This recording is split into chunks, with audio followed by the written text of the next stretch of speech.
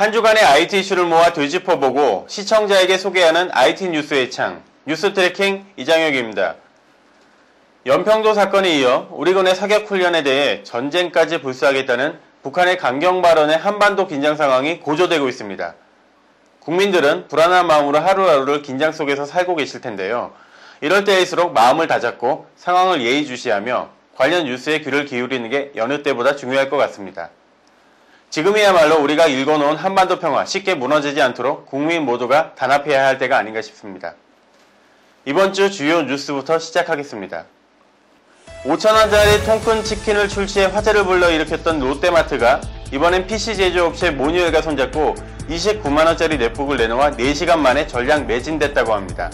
롯데마트는 대당 29만 8천원에 1000대를 한정 판매했고 2,000대 추가 물량을 확보해 내년 2월 초 다시 판매한다고 합니다. 통큰 넷북에 대한 자세한 이야기는 잠시 후 뉴스 분석에서 파헤쳐 보도록 하겠습니다. 페이스북이 미완성된 새로운 기능을 잘못 노출하는 사고를 일으켜 한때 서비스를 중단했다고 합니다. 페이스북은 지난 16일 메모리라는 이름의 새로운 포토 섹션 등을 포함해 아직 준비가 덜 된 몇 가지 새로운 기능을 직원 실수로 45분간 홈페이지에 노출했다가 서둘러 사이트를 중단시키는 사고를 일으켰는데요. 페이스북 측은 짧은 시간 동안 몇 가지 내부 프로토타입이 외부 사람들에게 노출되는 사고가 있었다며 잠시 동안 사이트를 중단시켜야 했고 불편을 끼친 것에 사과한다고 밝혔습니다. 이번에 노출된 메모리 섹션은 사용자가 연간 단위로 사진을 볼 수 있게 해주는 기능이 들어있는 것으로 알려졌습니다. 지난달 애플에 의해 판매 금지된 스티브 잡스 인형이 미국 경매 사이트 이베이에서 2,500달러, 하나로 약 290만원에 거래되고 있다고 17일 포춘 인터넷판이 보도했습니다. 이 인형은 지난달 중국 MIC 가젯이란 회사에서 만든 것으로 출시되자마자 스티브 잡스 팬들에게 폭발적인 인기를 얻었는데요. 당시 이 인형의 판매 가격은 99달러였습니다. 그러나 지난달 말 애플은 초상권을 이유로 인형의 제작 및 판매 금지를 요청했습니다. 수량이 제한된 데다 스티브 잡스 팬으로부터 폭발적인 인기를 끌었던 만큼 이 인형은 당시부터 수집 가치가 있을 것으로 여겨졌고 이후 경매 사이트를 통해 가격이 25배나 올랐다고 하네요. 아이폰이 미국 무역에서 19억 달러의 적자를 초래하고 있다는 공식 통계 수치에도 불구하고 실제로는 4,810만 달러의 흑자 견인 효과를 가져왔다는 연구조사 결과가 나왔습니다. 월스트리트 저널은 아시아개발은행 연구원들이 이 같은 상반된 통계 수치를 비교하면서 단순한 물품 교역상의 수치와 실제 효과상 차이가 있으며 이는 중국에 있는 폭스콘 같은 회사가 미국의 첨단 부품을 사다가 제품을 조립하는 과정에서 나타난 통계의 허상을 보여준 것이라고 전했습니다. 아이폰 3 한 대의 생산 가격인 179달러 가운데 일본은 34%, 독일은 17%, 한국은 13%를 각각 차지하며 중국 목으로 돌아가는 액수는 3.6%밖에 안 되는 것으로 드러났습니다.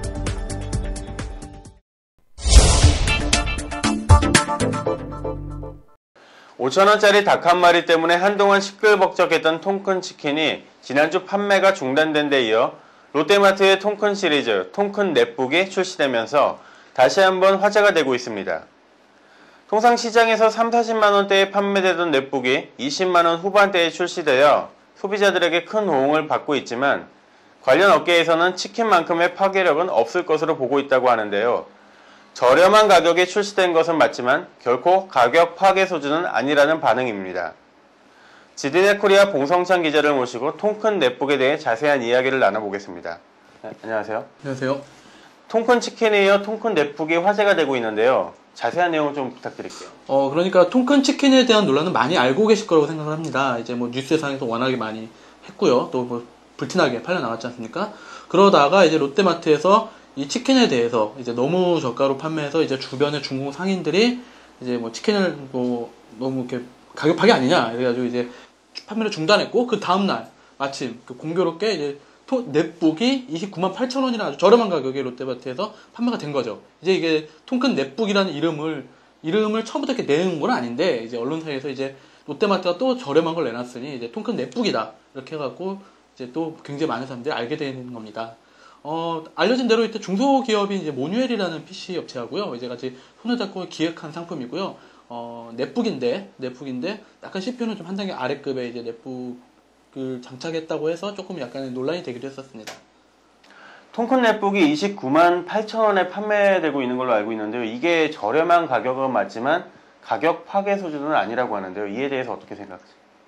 그러니까 이제 앞서서 이제 왜 화제가 됐던 통큰 치킨의 경우는 이제 보통 치킨이 최소한 10,000원은 넘지 않습니까? 뭐 15,000원, 비싸게 18,000원까지도 있는데 5,000원에 판매됐기 때문에 거의 할인율이 50%가 넘어서 가격 파괴다 내지는 뭐 통큰 치킨이다 뭐 이런 얘기가 나왔는데, 이 통큰 넷북의 경우에는 같은 가격에 판매되는 그 다른 넷북들이 여러 개가 있었습니다. 이미 기존에 아서스의 대표적으로 아서스의 에이서 아스파이어 1 D25 제품이 29만 9천원에 출시가 됐었고요. 그 다음에 아수스나 도시바, TG3보, 현대 리베로 등이 20만원대의 넷북을 이미 내놓고 있었습니다. 이제 그런데 롯데마트에서 강조하는 게 뭐냐면, 이제 여기 윈도우 7에 OS가 들어가 있다. 스타터.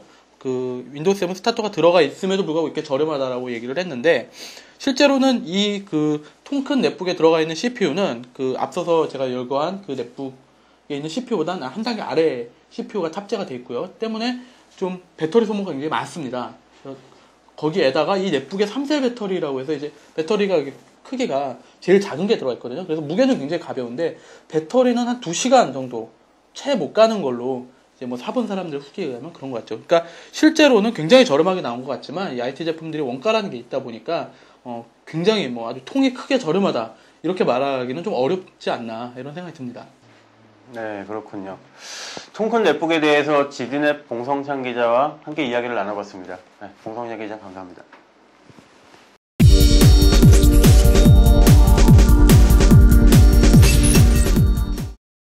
카메라를 글씨에 갖다 대면 원하는 언어로 번역되어 나오는 스마트폰용 증강현실 번역 애플리케이션 워드렌즈가 출시돼 화제를 모으고 있습니다. 퀘스트 비주얼이라는 회사가 개발한 이 앱은 인터넷에 연결할 필요가 없어 언제 어디서든 길을 가다가 중요한 간판을 보거나 음식점에서 메뉴를 고를 때 유용할 것으로 보여지는데요. 아직까지는 영어와 스페인어 사이의 번역만 가능하며 다른 언어로 서비스를 확장할지 여부는 알려지지 않았다고 합니다. 워드렌즈는 무료로 다운로드가 가능하지만 기능이 제한이 있는데요. 기능 제한 없는 유료 버전의 경우 가격은 4.99달러입니다. 정말 재미있는 애플리케이션 같은데요. 한글 버전이 지원되길 기대해봅니다. 다음은 페이스북의 신규 업데이트와 애플 맥스토어 출시, 야후 구조조정에 관한 새로운 소식입니다. 미국 IT 전문 미디어 시네TV의 로디드, 함께 보시죠.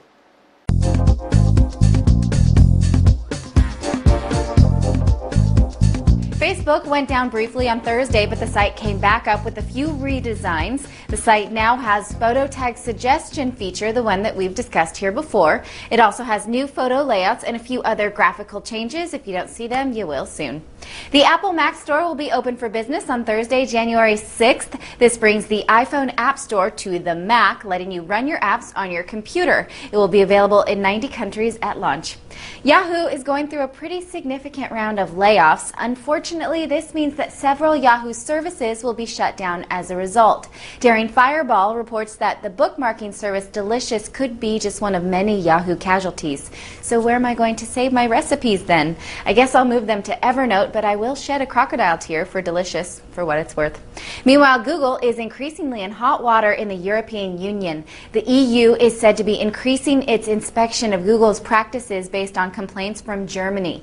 The investigation has to do with whether Google gave preferential treatment to its own services when ranking search results, blocking out competitors.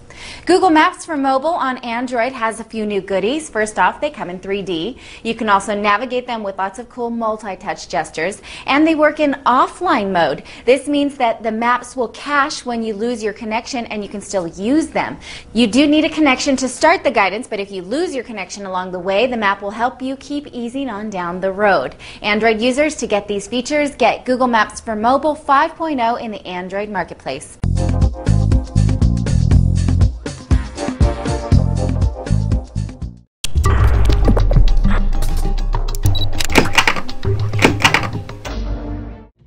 컴퓨터 제조업체 주연테크가 중고 부품으로 컴퓨터를 만들어 판매한다는 의혹이 제기됐습니다.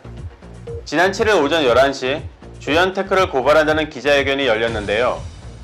이날 곽은주 주연테크 노조위원장과 허영고 투기자본 감시센터 대표는 검찰의 주연테크 회사와 정부 도달청을 각각 사기죄와 직무유기죄로 고발했습니다. 주연테크는 지난 2007년부터 육군본부, 경찰청, 대검찰청 등의 컴퓨터를 납품해 왔는데요. 정부에 납품된 컴퓨터는 정상적인 신제품이 아니라 AS 등으로 회수된 중고 부품을 조립한 재활용품이라며 고발인 측은 주장하고 있습니다.